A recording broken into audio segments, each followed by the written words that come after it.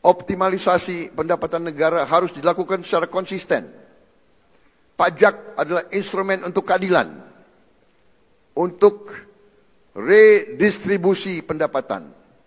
Yang kaya bayar pajak, yang tidak mampu dibantu.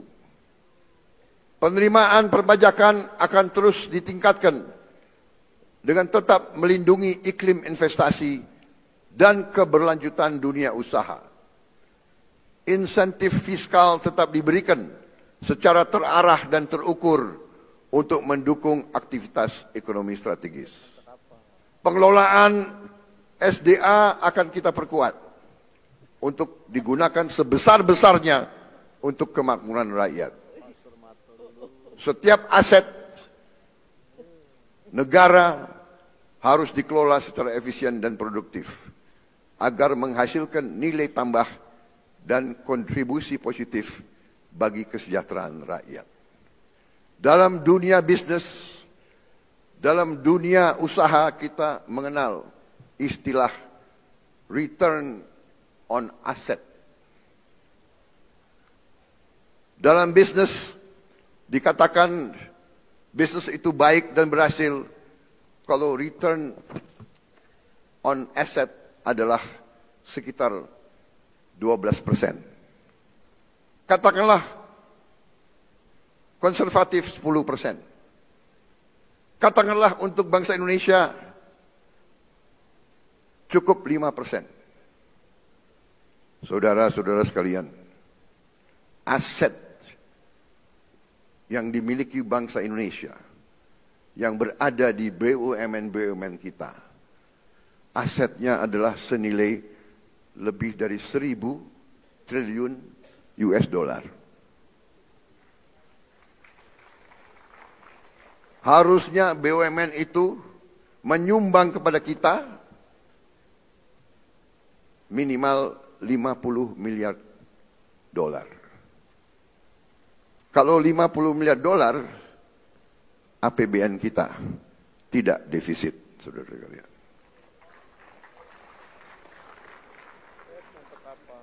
Karena itu,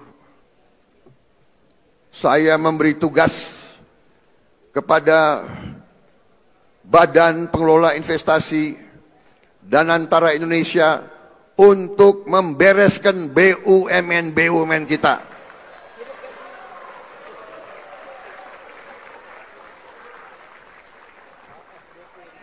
Tadinya pengelolaannya secara tidak masuk akal. Perusahaan rugi, komisarisnya banyak banget. Saya potong setengah komisaris, paling banyak 6 orang, kalau bisa cukup 4 atau 5. Dan saya hilangkan tantiem.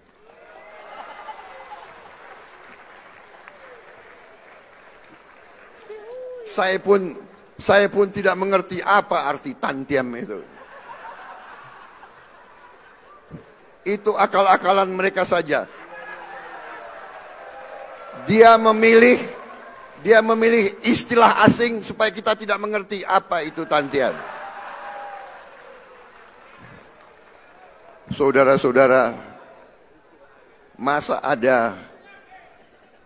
ada komisaris yang rapat sebulan sekali, tantiemnya 40 miliar setahun.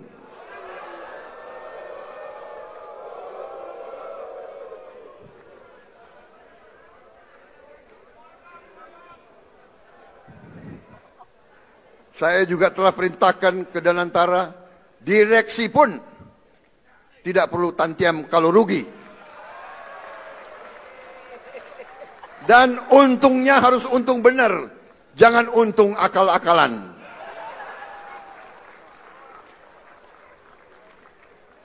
Kita sudah lama jadi orang Indonesia.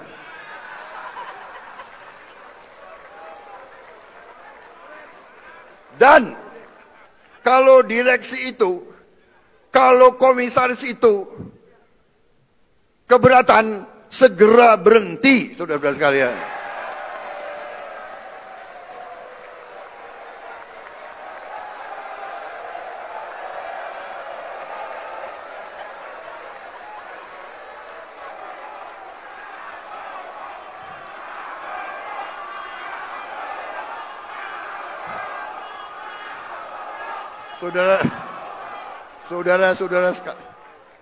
Saudara-saudara sekalian, pemilu masih lama.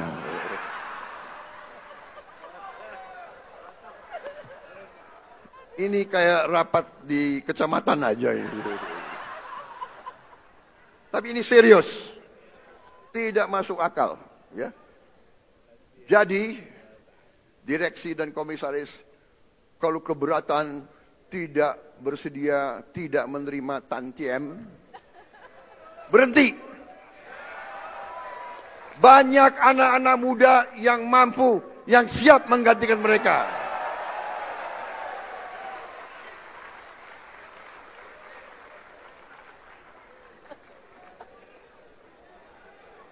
Saudara-saudara sekalian, setiap rupiah uang rakyat harus kita jaga. Jangan seenaknya main-main dengan uang rakyat. Jangan seenak-enaknya. Kualitas belanja negara harus terus kita tingkatkan. Kita terus mendorong efisiensi belanja.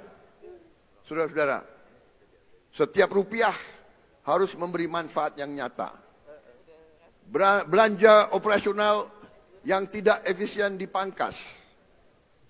Belanja negara harus memberi manfaat, menciptakan lapangan kerja, memperkuat daya beli, dan meningkatkan kualitas layanan publik.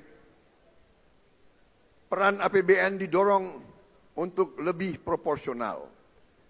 APBN kita utamakan untuk pemenuhan kebutuhan dasar dan layanan publik terbaik untuk rakyat, untuk aktivitas ekonomi bernilai tambah yang tinggi dan memberi keuntungan komersial. Peran Danantara harus dioptimalkan, termasuk melibatkan swasta nasional dan global secara sinergis dan kolaboratif. Kedepan belanja negara, baik belanja pemerintah pusat maupun transfer ke daerah, didesain menjadi satu kesatuan, sehingga transfer ke daerah bukan satu-satunya instrumen untuk mewujudkan pemerataan ekonomi dan kesejahteraan bagi seluruh rakyat Indonesia. Subsidi energi dan bansos terus didorong supaya lebih tepat sasaran, berbasis pada data tunggal sosial ekonomi nasional. Pembiayaan APBN harus dikelola secara prudent dan inovatif. Kita harus prudent mengelola utang, defisit, dan rasio utang dijaga pada batas aman. Keberlanjutan fiskal jangka menengah panjang adalah jangkar bagi stabilitas ekonomi dan kesejahteraan rakyat.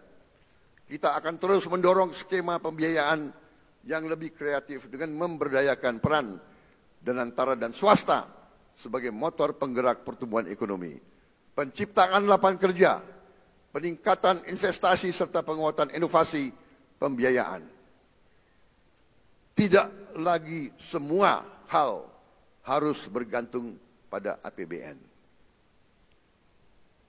Pimpinan dan anggota dewan yang saya hormati, dengan pengelolaan fiskal yang sehat, disertai dengan efektivitas transformasi ekonomi dan peningkatan kesejahteraan rakyat, maka pertumbuhan ekonomi tahun 2026 ditargetkan mencapai 5,4% atau lebih. Inflasi terkendali di level 2,5%. Suku bunga SBN di kisaran 6,9%. Nilai tukar berada di kisaran rupiah 16.500 rupiah per dolar.